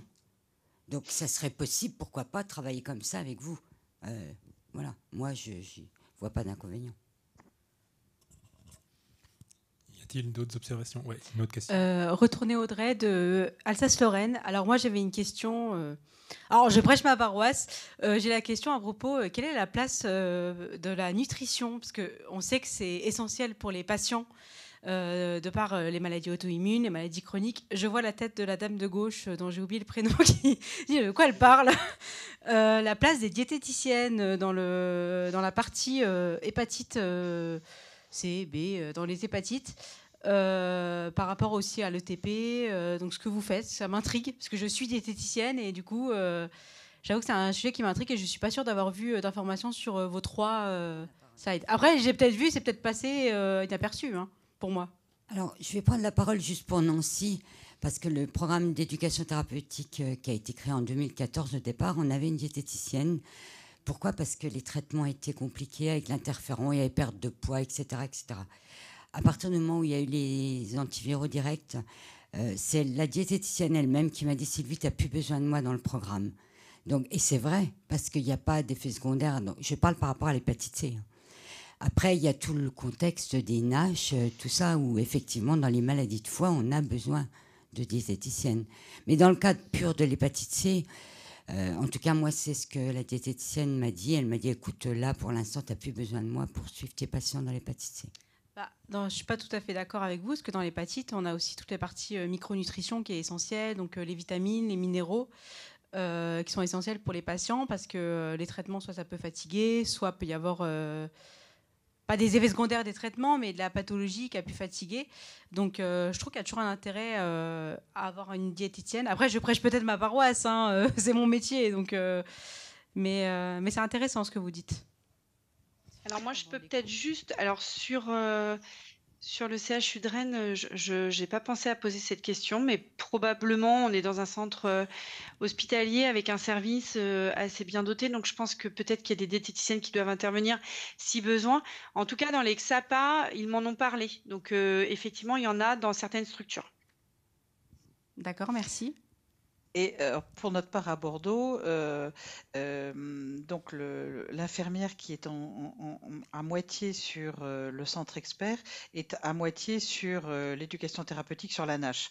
Donc elle a vraiment un pied des deux côtés et on est très sensibilisé à ça. Et je travaille avec les diététiciennes notamment au niveau du XAPA parce que là on se rend compte qu'il y a beaucoup de choses à faire au niveau de la nutrition avec alors ça touche un petit peu moins les hépatites virales, ça je suis d'accord avec vous, mais par contre par rapport aux usagers qui vont remplacer l'addiction alcool, enfin l'addiction produit par une addiction alcool, puis après l'addiction alcool par une addiction sucre, on se retrouve avec des comportements alimentaires complètement aberrants et on travaille sur un projet justement sur la nutrition dans le XAPA et on a des ateliers de nutrition dans le XAPA. Merci docteur, ça me rassure de voir la place des diètes, parce que beaucoup de monde pense qu'on est là que pour la perte de poids des gens, alors qu'on peut faire énormément de choses, même dans les hépatites, rien que par renforcer le système immunitaire et tout ce qui est vitamines, minéraux, micronutrition, qui est un domaine passionnant. Je vais vous rassurer totalement, puisque la cadre de santé de notre plateau de consultation est une diététicienne. Ça, c'est génial. Et moi, je vais aller dans votre sens. Donc moi, pour le centre expert de Strasbourg, on a 10% de diététiciennes directement attachées au centre expert, justement, et elles voient effectivement les patients en diagnostic nutrition quand ils arrivent pour une hépatite B ou pour une hépatite C, pour une autre maladie du foie. On le met directement en hôpital de jour et ça se passe très bien. Soit ils ont besoin et on continue, soit ils n'ont pas besoin et tout va bien, mais au moins on fait bénéficier tous nos patients d'un diagnostic au moins avec les 10% qu'on peut, parce que ce n'est pas un plein temps, il faudrait peut-être beaucoup plus de temps pour avoir ça. Mais on a commencé à mettre le pied dedans, et puis c'est assez intéressant effectivement de voir pour les patients que ça leur apporte quand même quelque chose.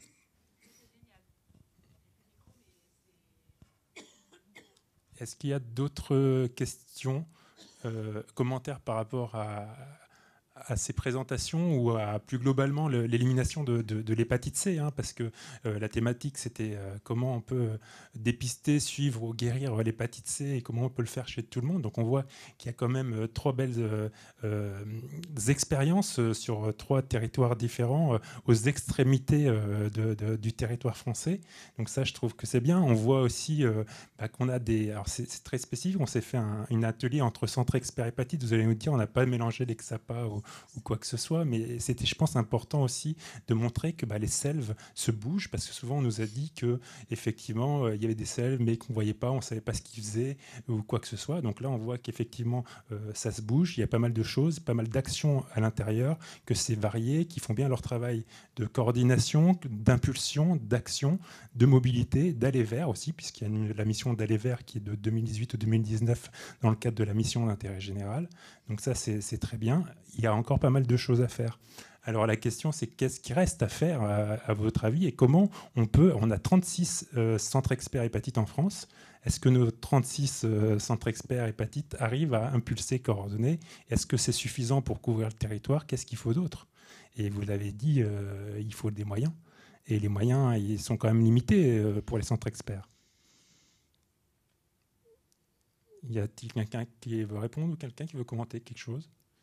Une question, Célie? Oui, une question à distance. À distance, voilà. Lis. Donc, bonjour. Les mesures hygiéno-diététiques seules peuvent-elles suffire à prendre en charge une stéatose hépatique, ou à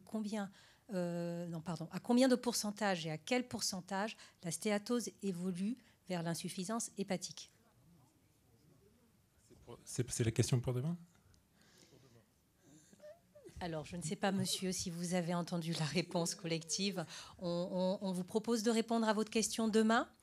C'est vrai que là, on a parlé avec Audrey des mesures hygiéno-diététiques.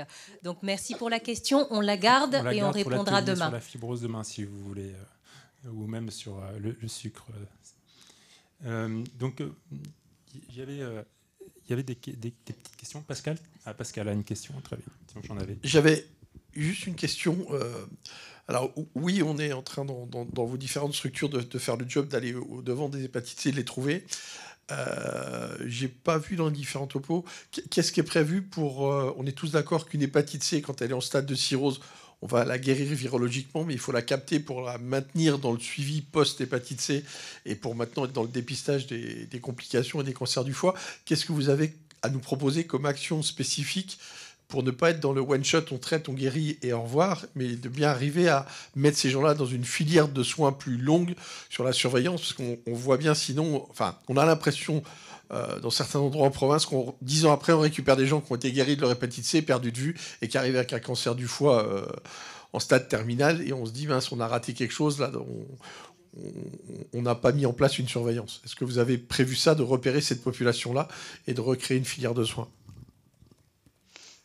Alors, nous, les patients que l'on voit en consultation rentrent directement dans la filière de soins et repartent avec un rendez-vous en main propre et de préférence le rendez-vous traduit dans leur langue du pays d'origine.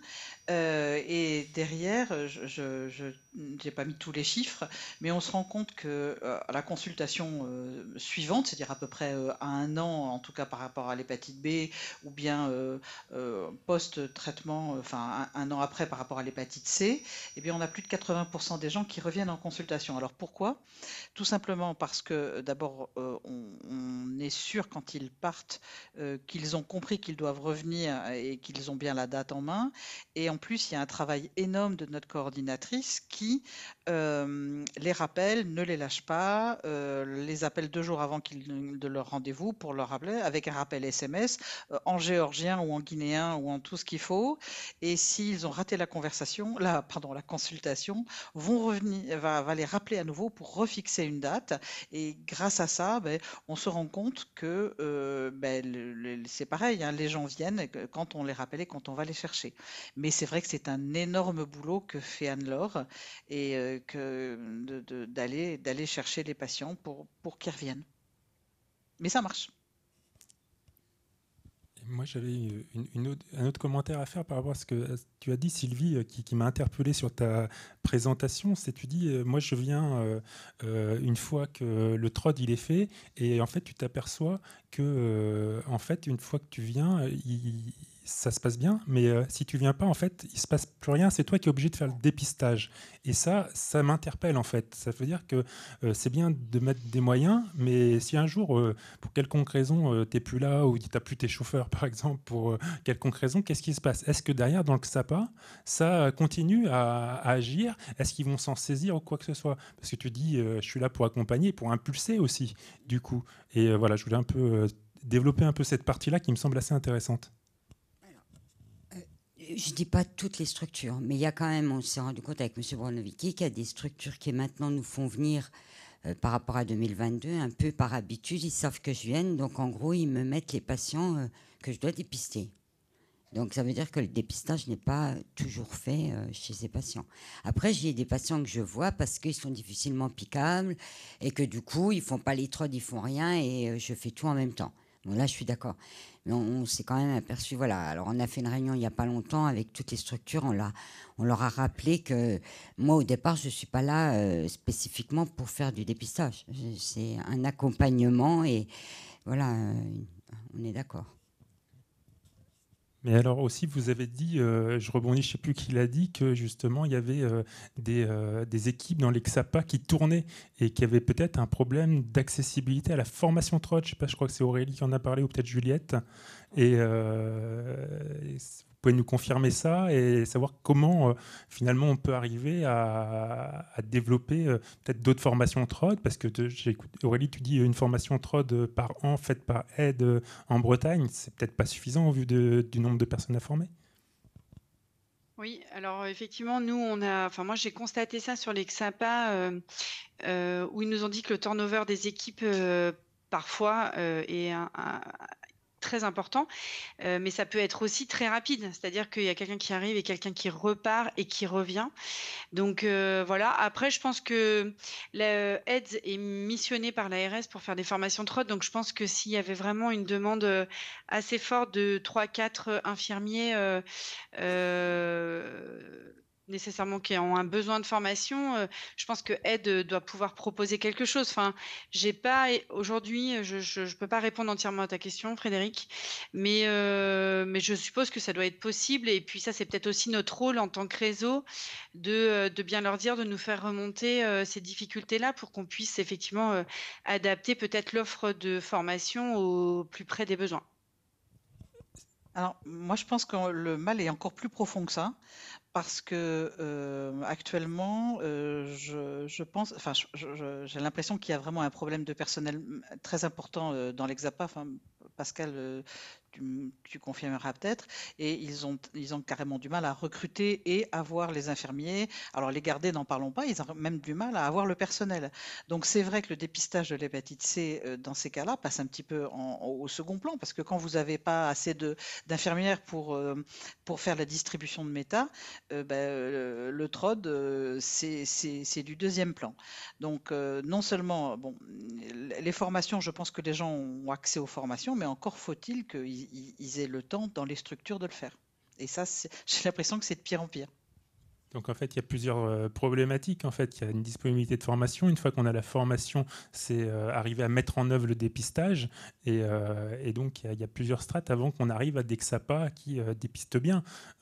Donc ça, c'est un gros problème. Nous, on l'a identifié aussi en Grand Est, puisqu'avec Sylvie, on fait partie du comité de pilotage hépatite C Grand Est. Hein. Et effectivement, c'est une des choses qui a été ressortie par les CARUD et les XAPA, de dire qu'ils n'ont pas disponibilité de temps de formation. On avait imaginé, on s'est dit, est-ce qu'on ne peut pas mettre sur le site de l'ARS toutes les formations qui existent, déjà d'avoir accès à l'information seulement de où on peut se faire former. Déjà, on nous a dit, on ne sait pas où trouver ces informations-là, elles ne sont pas forcément disponibles. Donc, il y a où accéder à la formation et comment se faire former. Est-ce qu'on peut faire former tout le monde? On m'a demandé, je pense qu'il y en a, ils ne savent même pas qui peut se faire former. On m'a demandé, est-ce que le médecin du XAPA, il doit se faire former? Bah, s'il veut venir, il peut venir, il n'y a pas de souci, on lui apprendra plein de choses, mais je veux dire qu'il n'est pas nécessaire. Mais effectivement, quand le médecin il demande s'il doit être formé, comment il va pouvoir impulser que son infirmière ou ses travailleurs sociaux, ils doivent réaliser des TROD. Donc il y a aussi une problématique dans le XAPA, peut-être par rapport à ça. Mais le problème de la formation, finalement, il revient de manière très transversale, au-delà des XAPA, pour toutes les populations, toutes les structures que l'on peut toucher. On pourrait très bien parler, on a un peu moins parlé, mais il y a les PASS aussi, où il y a un gros problème de déficit médical, potentiellement pour impulser un certain nombre de choses. Nous, on a des PASS dans le Grand Est qui ne sont pas médicalisés. Donc, on leur dit, allez-y, vous devez faire le dépistage de l'hépatite C ou de l'hépatite B, mais derrière, par exemple, elles font un TROD, les infirmières, mais derrière, il n'y a rien, en fait. Donc, il y a un problème, finalement, de parcours aussi. Je ne sais pas si c'est comme ça aussi un peu chez vous, il y a ces problématiques-là. Je pense que c'est un problème de parcours global dans la santé en France en ce moment, où le manque de personnel médical et paramédical fait qu'on arrive aux limites du système et que s'il n'y a pas les gens pour le faire, ça ne va pas marcher. Après, il y a eu aussi la période Covid, je pense, qui a fait que voilà, les équipes se sont aussi peut-être un peu démobilisées. Moi, j'ai rencontré un XAPA pas très loin de Rennes et en fait, elles n'utilisent plus les TROD. Et quand on les questionne, en fait, elles disent, mais non, mais c'est vrai, on les faisait. En plus, je pense que ça manque à la patientèle. Et en fait, elles sont passées sur d'autres sujets et elles ont un peu délaissé, mais le fait de leur en reparler, elles disent, non, mais c'est vrai, vous avez raison, il faut qu'on les remette. Donc, il faut aussi qu'on soit là aussi, nous, peut-être en garde-fou pour s'assurer que ça soit fait. Et enfin, c'est peut-être pas comme ça qu'il faut le dire, mais en tout cas pour essayer que ça ne se perde pas, alors que c'est des belles organisations qui ont été mises en place. Très bien, merci. D'autres interventions dans le public ou à distance? Oui, Jacques, juste un petit micro qu'on puisse t'entendre, parce que en distance, ils ont besoin de t'entendre. Jacques Schurman du Carudios de Charleville et de SOS Hépatite. Donc, on a oublié aussi les travailleurs sociaux quand même, qui peuvent faire des TROD. Là, on parle chaque fois des infirmières, etc. Mais il ne faut pas oublier que dans les CARU et les XAPA, il y a des travailleurs sociaux. Et qu'on s'est battu quand même pour que les TROD arrivent dans les associations, aux structures médico-sociales. Les gens sont les structures peuvent être habilitées. Le dossier n'est pas si dur que ça. Et souvent, chaque fois que je dois en parler, c'est les infirmières. Mais il y a des travailleurs sociaux aussi qui peuvent les faire les TROD et qui doivent prendre cette habilitation TROD et puis y aller, quoi. Et puis sortir des murs. Enfin, chez nous, tout le monde, à SOS Hépatite, ça fait partie des cahiers des charges de toutes les structures médico-sociales sont habilitées. Et tout le monde... Et donc, toutes les structures sont habilitées, que ce soit médico-sociales ou autres. L'association aussi, pour les bénévoles. Et tout le monde, je veux dire, qui peut troder dans les salariés sont obligés de le faire, donc de suivre la formation, et ça fait partie de la fiche de poste, de devoir troder. Et pas chez les bénévoles, parce que là, on n'oblige pas les bénévoles, ceux qui le veulent peuvent le faire, ou sinon pas. Mais je trouve que là, on a beaucoup parlé du personnel sanitaire, mais pas le social, quoi.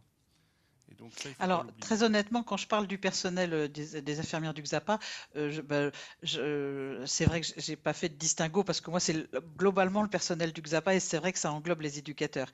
Et je suis tout à fait d'accord avec vous. Et d'ailleurs, si le FibroScan a eu beaucoup de succès au tout début quand on l'a implanté dans le premier XAPA, c'est parce que c'est l'équipe des éducateurs qui s'est emparée du projet et qui a motivé tous les usagers à réaliser le FibroScan. Donc, je pense qu'il n'y a pas de projet qui peut marcher si ça ne touche pas tous les membres de l'équipe. Et C'est pareil pour Rennes.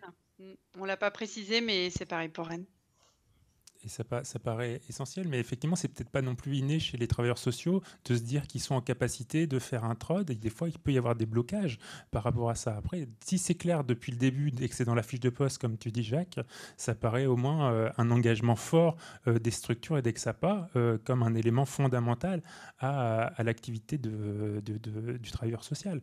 Mais c'est pas forcément inné, hein. Moi, je parle avec le responsable du service social de l'hôpital de Strasbourg. Lui, il était très intéressé, mais quand on propose le poste d'assistante sociale au centre expert, qui doit faire des TROD, parce que ça, c'était pour moi de facto une obligation morale de pouvoir y aller, et il n'y a pas eu foule qui a candidaté à cause de ça.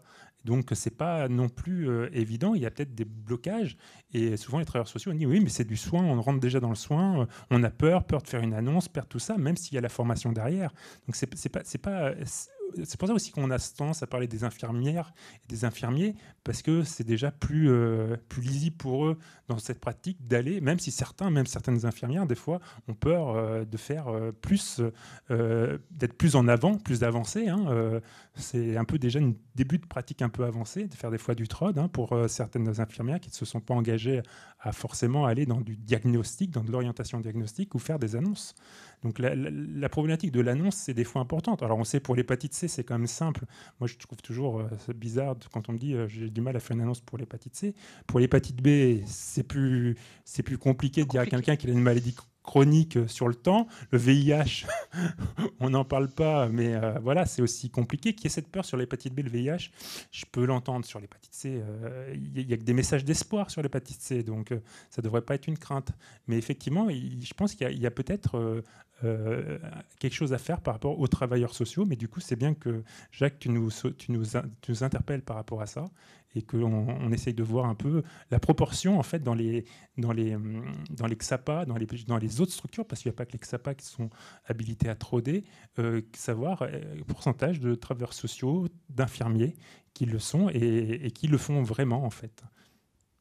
Après, moi, je pense aussi que si le travailleur social, il aide tous les usagers, il les pousse à aller se faire dépister en leur reproposant, en leur disant « Vas-y, est-ce que tu l'as fait? C'était quoi ton résultat ?» etc. C'est aussi efficace que s'il trode lui-même. S'il prend la main des usagers pour que l'usager fasse le trod avec l'infirmière, c'est un partenariat et tout le monde y trouve son compte. L'important, au final, c'est que l'usager soit dépisté. Et je vais aller même plus loin. Mon assistante sociale, maintenant qu'elle est formée, elle peut presque plus s'en passer parce qu'elle est contente. Il y a des messages, des choses que lui disent les patients qu'elle n'aurait jamais su dans un entretien social normal. Donc en fait, ça lui apporte un plus et elle voit que finalement, cette petite innovation pour les travailleurs sociaux, c'est vraiment un plus dans l'accompagnement qu'elle peut le faire de l'accès aux soins et de l'accès aux droits. Donc ça fonctionne en fait. Donc c'est ça le message, c'est que ça fonctionne et qu'il ne faut pas hésiter à former et à expliquer en fait pourquoi on envoie ces gens-là. Parce que des fois, on fait aussi des formations à SOS Hépatite. J'ai reçu des travailleurs sociaux, des assistantes sociales de XAPA qui étaient forcés par leur directeur à aller en formation. J'en ai reçu une même qui pleurait quand elle arrivait une fois. Elle ne comprenait pas et à la fin des 3 jours, elle me dit « Ok, j'ai compris, je vais même troder maintenant en fait ».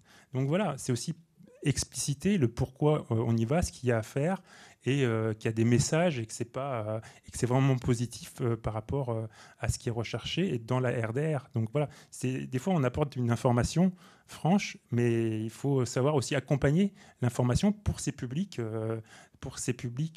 professionnels qui ne sont pas du tout dans le médical, qui arrivent des fois du pur social et qui arrivent des fois dans des XAPA ou des CARU de centres médico-sociaux et qui sont...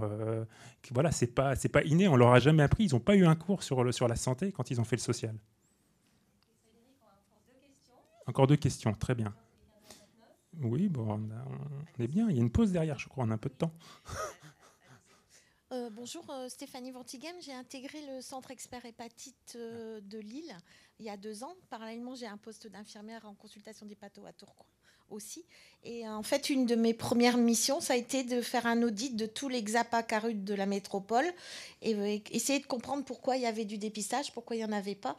Et je pense qu'il n'y a pas un problème, mais il y en a plusieurs. Et c'est pas d'agrément. Le personnel est formé, mais l'agrément, la lourdeur de l'agrément, alors je ne sais pas si c'est partout pareil, mais nous, sur l'île, c'est un peu lourd.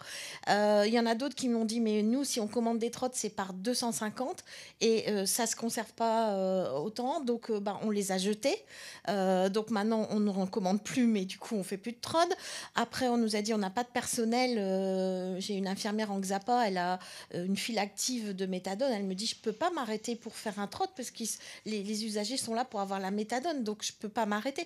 Et je pense qu'effectivement, il n'y a pas un problème, mais il y en a plusieurs.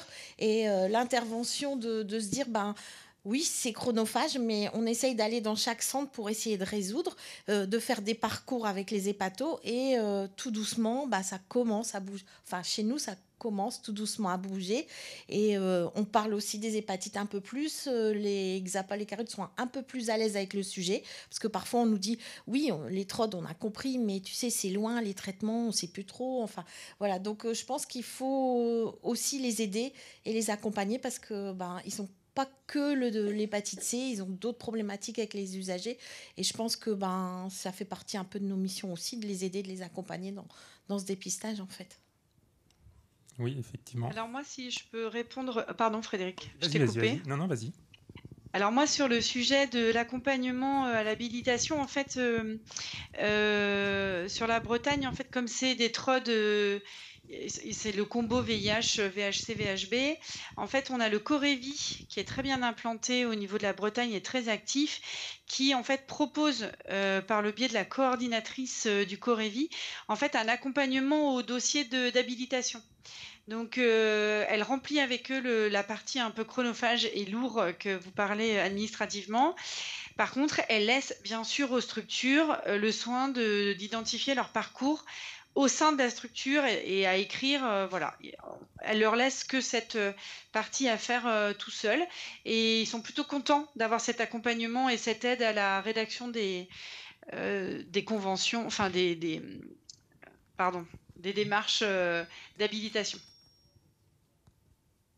Oui, c'est bien, mais ça peut être aussi du coup une mission de sel. Mais après, il y a beaucoup de XAPA et je pense que ça serait très chronophage. Par contre, qu'il puisse y avoir des acteurs déjà formés. Après, c'est quand un XAPA qui a déjà fait la démarche d'habilitation, c'est facile qu'il explique à un autre XAPA. Ils ont des réseaux, hein, les XAPA, les réseaux d'addictos en région aussi, qui peuvent drainer ça. Nous, on a un réseau d'addictos en Grand Est. Il faut juste soumettre ces idées-là pour qu'ils puissent s'auto-accompagner. C'est la téléexpertise d'une certaine façon aussi entre XAPA pour s'accompagner sur les dossiers. Une fois qu'on l'a fait, on est content. Et ça donne vraiment les outils importants, effectivement. Après, on n'est jamais obligé de commander 200 trods. Hein. C'est là que s'il y a un problème avec le fournisseur, hein, si c'est comme ça, il faut se plaindre. Hein. Ils n'ont pas le droit de vous obliger à acheter, vous en acheter ce que vous avez besoin. Surtout qu'effectivement, et là vous avez raison, vous mettez sur le doigt de quelque chose d'important, les délais de péremption sont vraiment très très importants. C'est dommage d'acheter pour jeter. Ça, c'est toujours frustrant pour tout le monde. Mais vous ne faites pas avoir. Hein. Et vous commandez ce que vous avez besoin.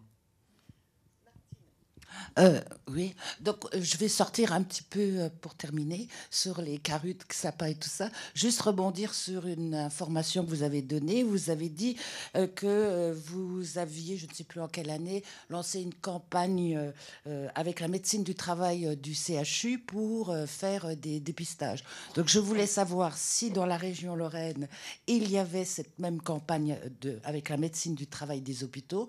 Parce qu'en fait, nous, quand on tient des stands d'information et prévention à la maison des usagers, donc au cœur même des hôpitaux de Nancy, on a beaucoup de personnel hospitalier qui s'arrête à notre stand et en fait qui nous disent méconnaître les hépatites. Alors, ma question était aussi, si pour travailler à l'hôpital, il faut être vacciné contre l'hépatite B, est-ce qu'on demande la connaissance du statut par rapport au VHC ou au VIH ?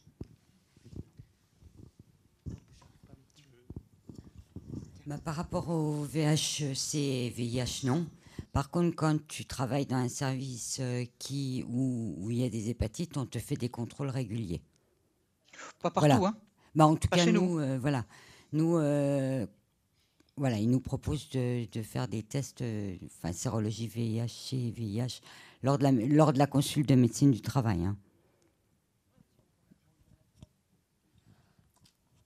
Après, par rapport à la médecine du travail, quand on a été les voir, se poser la question de justement comment réaliser le dépistage, parce que les agents pouvaient bien sûr le faire en allant à la médecine du travail, mais on avait aussi la possibilité de leur remettre une ordonnance pour qu'ils le fassent en ville, pour une confidentialité par rapport aux résultats. Ok, merci. Encore une question, je crois. Kim, vas-y, présente-toi, comme ça, en visuel ça. Oui, moi je m'appelle Kimera Prudhomme, je suis assistante sociale à SOS Hépatite et je suis trodeuse. Donc je voulais revenir sur ce qu'on disait tout à l'heure. Je pense que la difficulté, elle est aussi en termes d'organisation des services dans les CARUD, dans les XAPA. Pendant des années, on a décloisonné. En fait, tout le monde faisait tout, peu importe qu'il était infirmier, assistante sociale, éduc, moniteur, éducateur et j'en passe.